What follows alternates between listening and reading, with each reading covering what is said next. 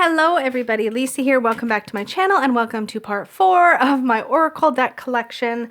I'm going to try to wrap it up in this one, so I will try not to take so long per deck. So I'm going to jump right into it. Remember that if you are new here, to subscribe, like, do all those fun things so you don't miss my future videos. And let's just get down to business.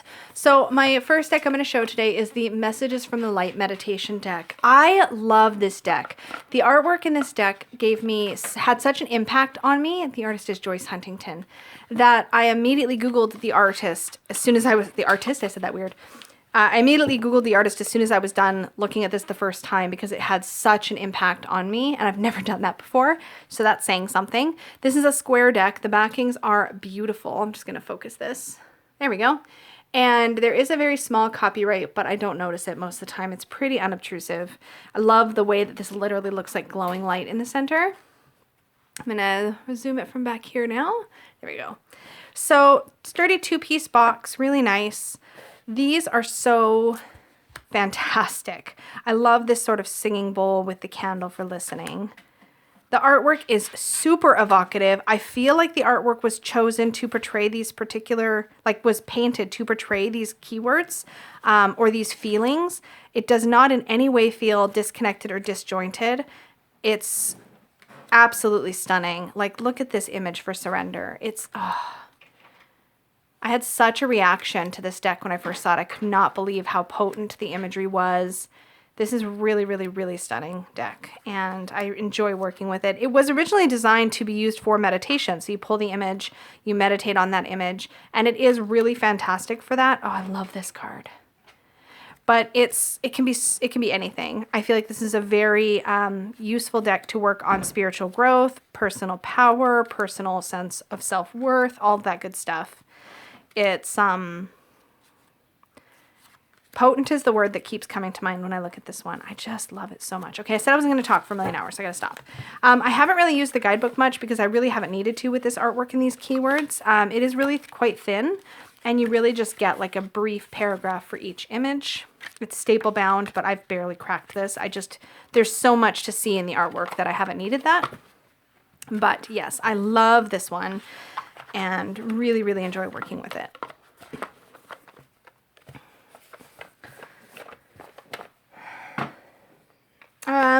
This is my newest deck, and I haven't worked with it yet, partly because I'm actually waiting to hear back from Hay House on this, because it was a really glossy deck. This is Miracles Now by Gabrielle Bernstein. It's a really glossy deck, but in the process of separating, and I know all the tricks, I know you gently flex back and forth, and I did that in smaller chunks and gently separate, but even though I was very careful, I still had several cards that were damaged when they were separated, which is really annoying. So I've got those kind of separated in the bottom of the deck right now. A lot of these have minor blemishes, like where they peeled apart at the bottom. For some reason, they were stuck near the bottom edge. So I'm hoping that Hay House responds to my email and replaces this for me, because that's kind of annoying. But they are really, really pretty. The background of each one is like galaxy scenes. These are the backs. I would prefer that they didn't have any words on them, but I'll live. And it is silver gilded. But I really loved the messages. I show up for myself in the world. I measure my success by how much fun I'm having.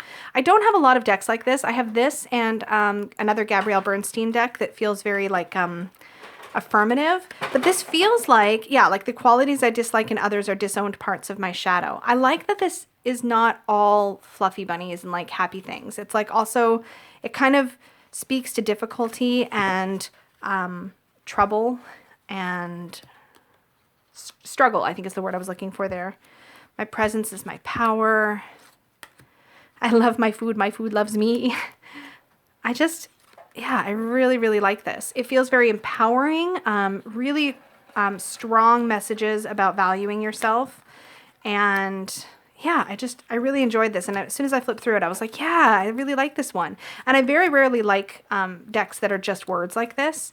So this is only the second one that I've really been attracted to. And the other one was Gabrielle Bernstein too, so I guess that says something. And to be fair, I haven't read any of her books, so I'm not like a fan in that way. I haven't had the opportunity to read any of her books, so yeah, I just really like the way this is put together. And I do think this is based on a book she's written called Miracles Now.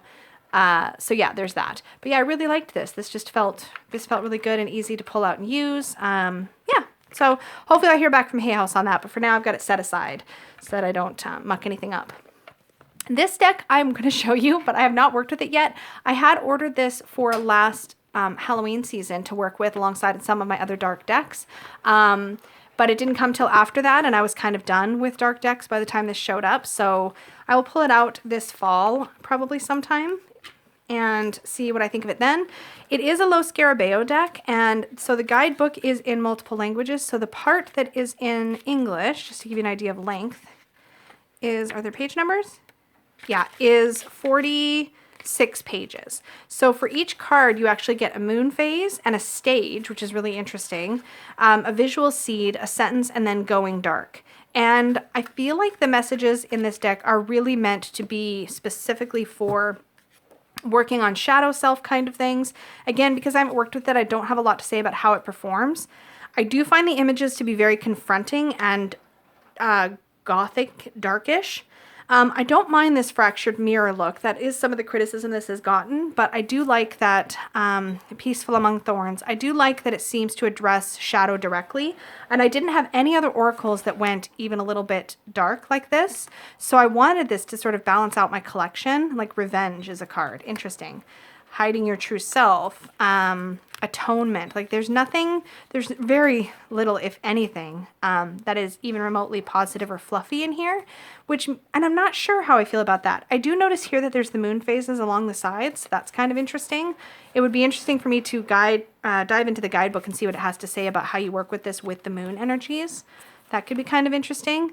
It does feel very sort of fantasy RPG style art. But I got excited that there was a darker oracle because I don't feel like there's a lot of those. So we will see when I actually work with it. There's even a little ribbon in the box. It's a thin one, but it's definitely a step up, I think, for Los Scarabeo's box design. So good on them. And yeah, I won't be able to tell you a whole lot until I've worked with it more, but that is another one that I've got set aside to work with. See, I'm already at 7 minutes. Maybe we'll have to do part 5. Well, we'll see. So this one is my newest Oracle deck, and I cannot wait to work with this. I think at the time I'm filming this, I'm planning to work with this probably next week. I'm so excited. I actually won this as a prize. I was able to choose my own deck in a giveaway that the Barefoot Taurus, Raquel, did. So it was really exciting, and I knew immediately what deck I wanted, and I'm over the moon that this is in my collection. And I'm partly so excited because this is a Rasuli artwork deck. Kelly Sullivan Walden is the author. So it's Rasuli artwork, but just wait until you see. It's incredible. It's so breathtaking. And I love the idea of the hero's journey. Now this deck, from what I've been able to tell flipping through the guidebook so far, is based on a combination of Joseph Campbell's hero's journey and the idea of dream interpretation. So it's kind of a hybrid of those two things. But I find that it's got a really psychological or psycho-spiritual sort of slant to it. There are definitely cards in here that relate directly to the hero's journey. And then there are cards that get into other sort of psychological places. There's even a section in here for therapists, coaches, or dream workers. I do think that based on what I've seen so far, this is going to have a very psychologically rich approach, and that's something I'm really excited about. But I loved every single keyword, and I love the artwork, but it is borderless and stunning. It's glossy, and I don't even mind. It's just so beautiful. The artwork is really connected with the meaning of the card. I feel like it shows the meaning of the card artistically, so it does feel like artwork that was created for these particular meanings. And maybe I'm wrong on that, but it has that cohesive feel. But it's so pretty. I could just sit here and look at it all day. This is the only card actually out of the whole thing that feels a little bit out of place style-wise. It just looks very different, this one does. But I don't even care. And I could always pull that one out if it was a problem. But oh my gosh, you guys. It's so pretty. Now this is a 2019 release, so this is a really new deck. I think it released in January. It's so beautiful. I'm really excited to work with it. So definitely watch my channel if you want to see how it reads and all that good stuff, because I will be working with it very soon. Super excited. Oh yeah, I'm at like 10 minutes. There's no way I'm going to do this all I've got too many decks left. Here we have my other Gabrielle Bernstein deck. This is The Universe Has Your Back. This is a classic. I think that this is artwork by Michaela Ezra, by the way. Again, right on the front of the box. Good job, Hay House. You got to wonder why Colette Baron Reid's decks don't have that, even when they're Hay House, and other decks do. Interesting. Anyway, I love these. They are matte on the back. The backings are nice. They're nothing like spectacular, but they are pretty. But I love these cards. I love the play with different kinds of font. I love this watercolor artwork behind. It's so pretty. These are all pretty positive, uplifting messages. And one of my favorite ways to use this particular deck is to draw a card at the end of a client reading as sort of a message to take with them. So I do that somewhat regularly, not always, and I kind of go in cycles with how often I'm reaching for this. I don't read this obviously as I shouldn't say obviously, but I don't personally read this as like a divination style deck. I read it for a quick message, for like a single card pull, a focus for the day, perfect for meditation, that sort of thing. And I love that you can see, I'll see if I can zoom in. Oh, are you okay, honey? Yeah. Peggy kicked a thing. You can see the texture of the paper in the artwork, which is something that always just gets to me. I love it when I can see the texture. Oh my God, Peggy's showing me thing. Okay, I'll have to wrap this section up so I can see what she's showing me. She made a thing. Anyways, love this one. Definitely recommend, especially if you aren't one that you want a lot of affirmation decks. So these are actually the two that I've been drawn to, and they're both Gabrielle Bernstein. So yeah, that's saying something. I really, really do like it. Okay, I'm going to do, let's see, we're at 11 minutes. I can probably do a couple more. Okay, let's talk about my Brian Froud decks. Oh, these are decks that I have multiple times considered rehoming because I don't really use them anymore. But they're such a part of my history, and I do really enjoy the artwork. There's like this magical feel to it. This is the Fairies Oracle by Brian Froud. I can't remember who he partnered with on this first one. But this was the original, and he used a lot of, I believe, his existing artwork for this deck. The guidebook is hardback, and at least when I got it, it was. And you get an upright and a reversed message for each of these fae creatures. One of the things I actually find the most challenging is the font. I'll see if I can zoom in a bit. There we go. I think this says Flaff the Fluters or Flaff the Fedfers. I can't read that. I can't read it. It's such a weird font. Like, I have such a struggle. And because they're not like necessarily words that you'd be familiar with, it's especially challenging. So that is really frustrating for me. And also, they're not really keywords. They're just titles of the fairy that you're looking at. So without reading the guidebook, you would have no idea what these mean. I don't find that there's enough in here to read these intuitively. So that's already kind of a deal breaker as far as how I use oracles today. But this was probably the first oracle deck I ever purchased. So I've had it for a long time. Yeah, there's this fairy guide empty card. But yeah, it's I love his artwork and it's beautiful. So I don't know that I see myself ever parting with it. But when I use this, I will pull a card, read the entry in the book, and that's how I use it. I don't see any other way to use it for me personally. And I have edged it to match. See, my voice is going. This happened in my tarot deck collection too. Little water. And my other Brian Froud deck is the Heart of Fairy. And there are so many reasons I like this one better. One of the reasons is the backs are beautiful. One of the reasons is that the font on the front is so much easier to read. It's very clear. I don't have to struggle at all. And aesthetically, I like that the sides feel almost borderless. They've got the hint of a border, but the artwork feels bigger and easier to see. And this one was the one he partnered with his wife on, and she helped to write the guidebook. And I feel like this one does have clearer messages. Like this one doesn't even have a title. And yeah, I don't know. I feel like I get more out of this one. So it's definitely my favorite. Now this one, I believe at the time I'm filming this, is out of print, which is unfortunate because of the two decks, this is the one that I like the best. And it's always a bummer to kind of recommend something that is hard to find.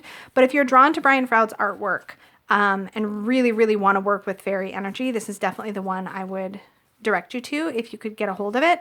I don't know that if I were to pick this up fresh, I would be willing to pay an out-of-print price for this deck myself because I don't work with it enough. But it is the one that when I want to work with fairy energy, this is the deck I reach for every time because I just find it so much easier to use. And it also has a hardbound guidebook. Okay, one more, and then I guess I'm going to have to call part 4 done because we're already at 15 minutes. So this is the Messenger Oracle by Raven Phelan. And this was also new-ish to my collection. I really wanted this one. It's not a new deck. It's been out for a while. I think it's, yeah, copyright 2012, this printing 2016. So it's been out for a bit. Now, Raven Phelan is the same artist from the Dreams of Gaia tarot. And I really, really love her artwork. I love the backs. I wish this deck were borderless, but I love the combination of the artwork and the keywords. I feel like you get everything you need from that, so I don't have to rely very heavily on the guidebook, although I do really enjoy Raven Phelan's writing, so I also really enjoy reading the entries in the guidebook. But I find the artwork to be really vivid, colorful, potent, very expressive. And it really comes through. Now, this is a very earthy, feels to me to be very earthy in theme or in energy. So if you're looking for something that pulls that through. But then again, there's also cards like this that are just super high vibe and spiritual. So it kind of just depends. I love this fantasy, the fantasy look to the artwork. I plan to use this deck. Oh, look at the little ladybug. Surrender to the flow. I do plan to use this deck occasionally when I'm doing my fairy tale wisdom reading because I think it goes really good with that sort of theme. But it's really beautiful. Cardstock is good. It's a little smaller than typical Oracle. So it's just a little bit wider and taller than a standard tarot. So it's a little bit smaller than some other Oracles where they're really huge. So if you want something a little easier to handle, this one's nice. I edged it in green to match the backs. Really good. Again, I wish the book was the same size as the deck and that the box, this was all a slightly smaller setup. I hate having stuff rattle around like that, but the box is still small enough to fit in one of my standard Peggy bags, so I guess I can't complain too much, but you know, there you go. That is it, you guys, for part 4. So I will see you all in part 5 very, very soon. I hope you have a good rest of your day, and I'll talk to you all soon. Bye-bye.